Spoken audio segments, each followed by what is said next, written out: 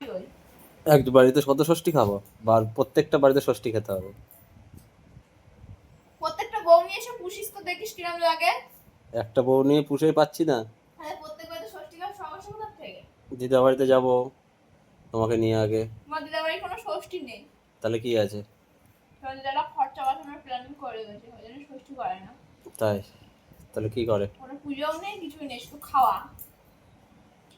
খালি খাওয়া দাওয়া? খাওয়া দাওয়া ছাড়া কিছু নেই? না। আর তোমাদের বাড়ি? আমাদের পুজো আছে। কি পুজো? ষষ্ঠীতে কি পুজো হয়?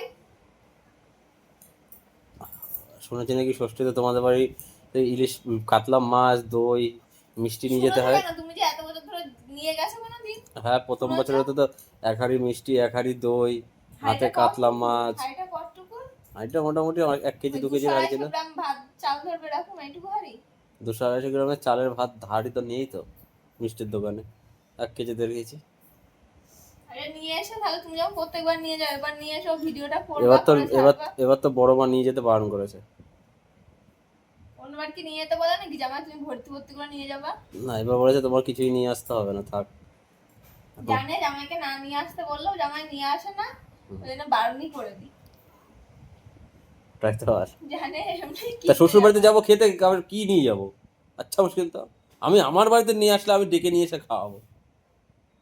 সেটা দেখছি 3 বছরে কত ডেকে নিয়ে এসে খাওয়াচ্ছ।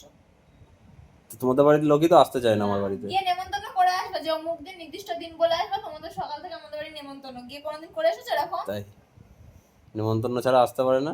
করবা? তাহলে মেয়ে দিয়েছে কি করতে? মেয়ে দিয়েছে ওই জন্য তো আসে, যখন আসে ঠিকই আসে, তো খেতে তো আসে না, তখন বলবে যে নেমন্তন্ন করলেই মানুষ খেতে যায়। তুমি কি এমনি এমনি যেতে যাবো না কি আমাদের বাড়ি?